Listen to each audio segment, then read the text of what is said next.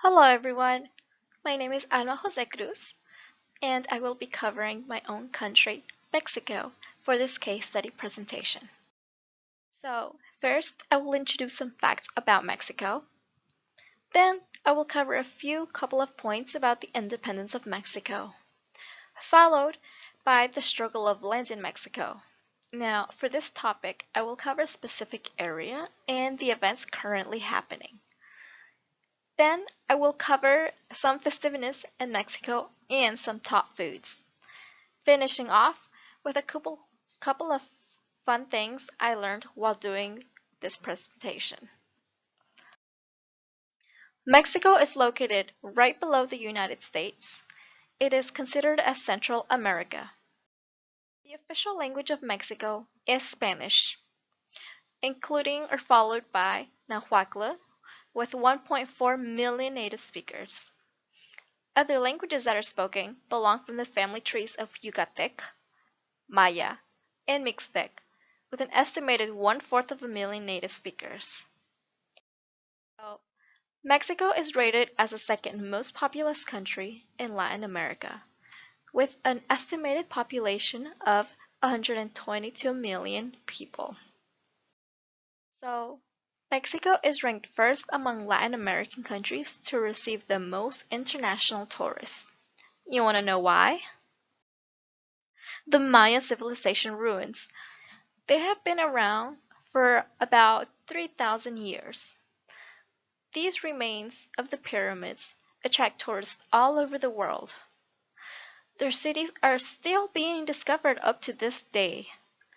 Cool fact about the Mayas, they had their own system of hieroglyphs, which is their system of writing, which can be found preserved in buildings, rare books, and pottery.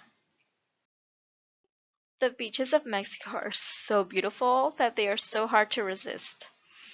Now, this first beach is called Tulum, also known as La Playa Paraíso, which is the beach paradise.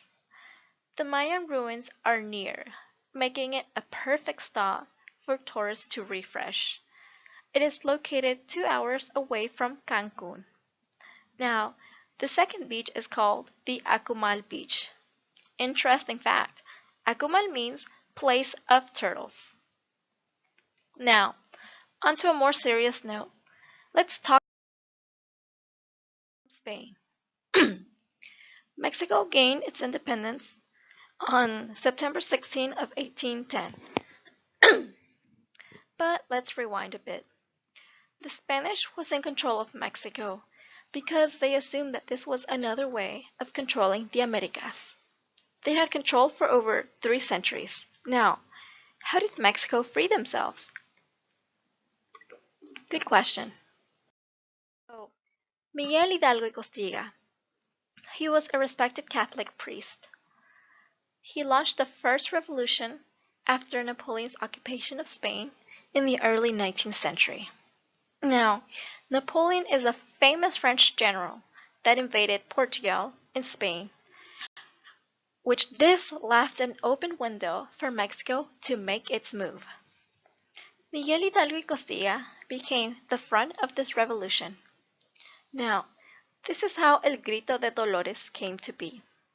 He set mass that attracted around 300 people, where here he called out to them to join him in a rebellion against the government. He led successful revolts killing Spaniards throughout Mexico. Like any war, though, he left a trail of dead bodies amounting in bloodbaths from village to village. That is, until he was caught and executed in 1811 in Calderon. He was killed by a firing squad in Chihuahua.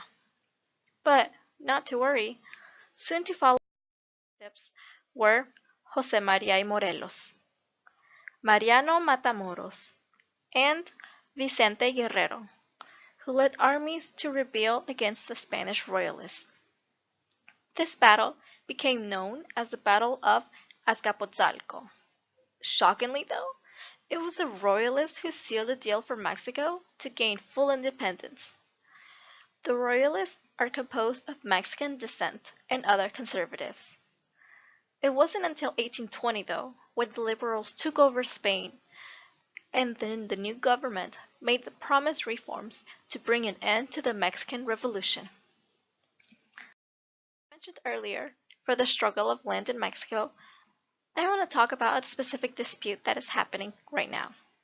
Since 1945, two side main towns have been fighting over the middle land between them, called Cerro Metate. Now, these two towns are called the right side, San Juan Yumi, and the left side, San Juan Mixtepe.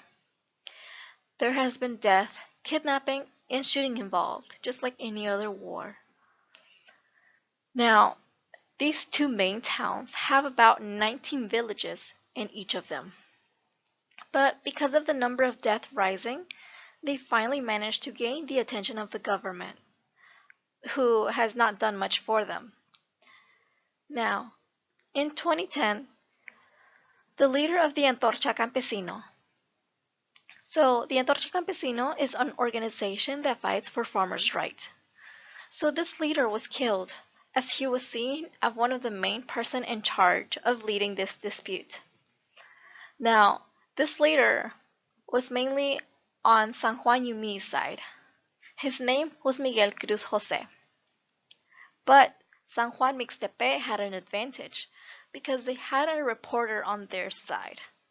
And this reporter was able to broadcast this news over to other news stations. And this made it seem like San Juan Mixtepe were the innocent ones in this war. Now, a great incident that shocked the communities were when it was presumed that the San Juan Yumi community killed and attacked the elderly that were on the outskirts of the village in San Juan Mixtepe. With them was also involved gunmen from the Antorcha Campesino organization. Now, neither of towns have been able to deny or accept who's at fault here. I just hope the government intervenes sooner than later to help everyone live in peace. The government did try to sign a peace treaty between both towns in 2010, but they were siding with San Juan Mixtepe, trying to leave all of the land to them. So, of course, this did not settle well with San Juan Yumi. Up to this day, there are more deaths that keep piling up each year. Just last year in August 2018, a family of 8 were killed as they were making their way back home to San Juan Yumi. Now, a main reason I wanted to talk about this struggle is because I was part of it. I lived in this area for 4 years when this war was going on, and I was able to hear all the shootings and cries of the families. But to end on a more happy note, let me describe popular festivals that are celebrated in Mexico. So, the first one I will mention is, of course, El Día de la Independencia. It is celebrated for 2 days long, from the night of September 15 to all day September 16.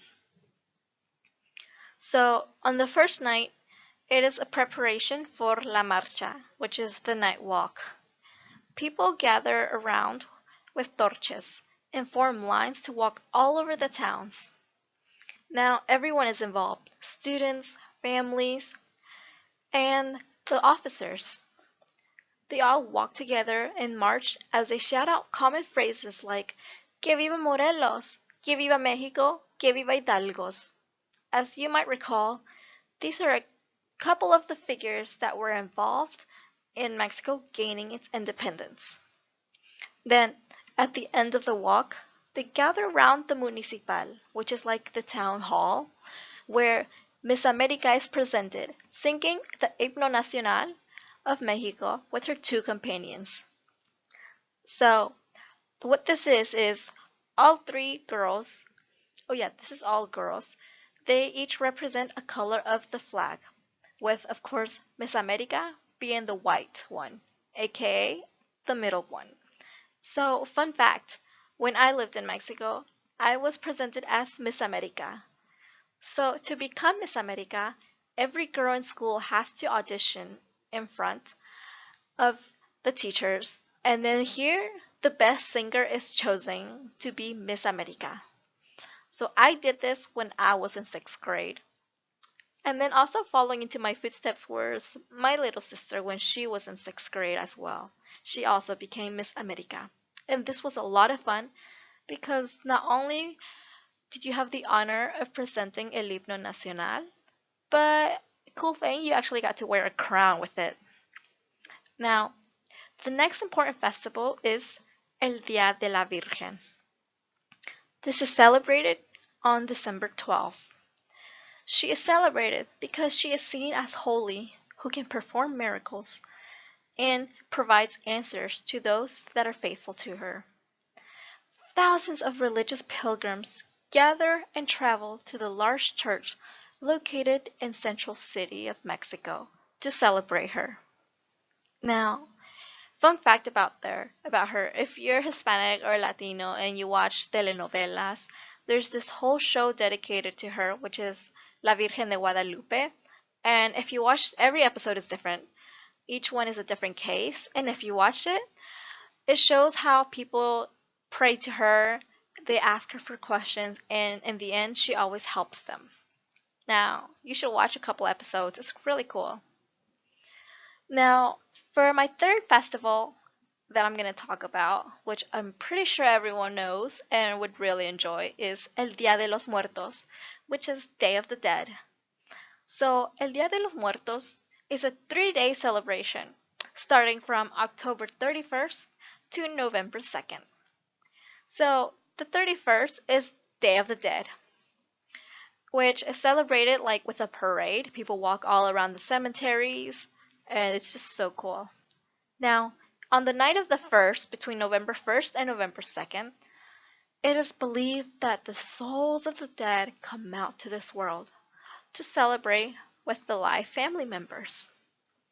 Now, family members leave out food and drinks for them.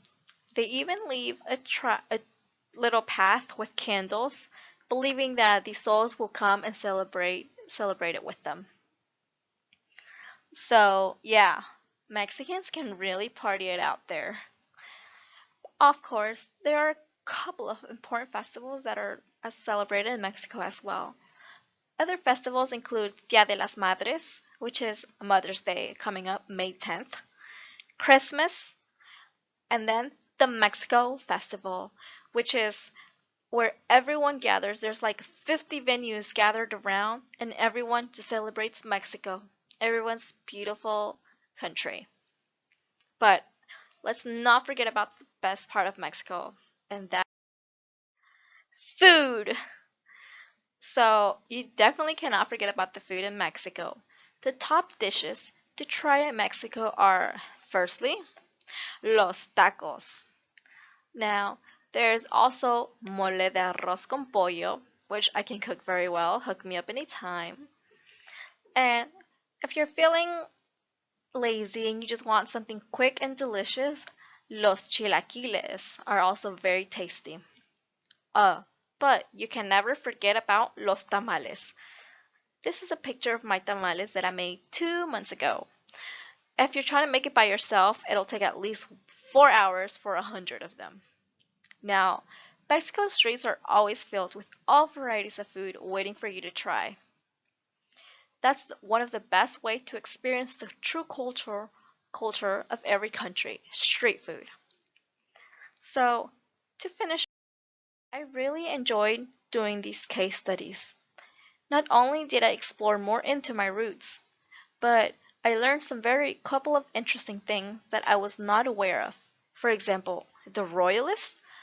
I was not aware that it was them who finalized Mexico's independence.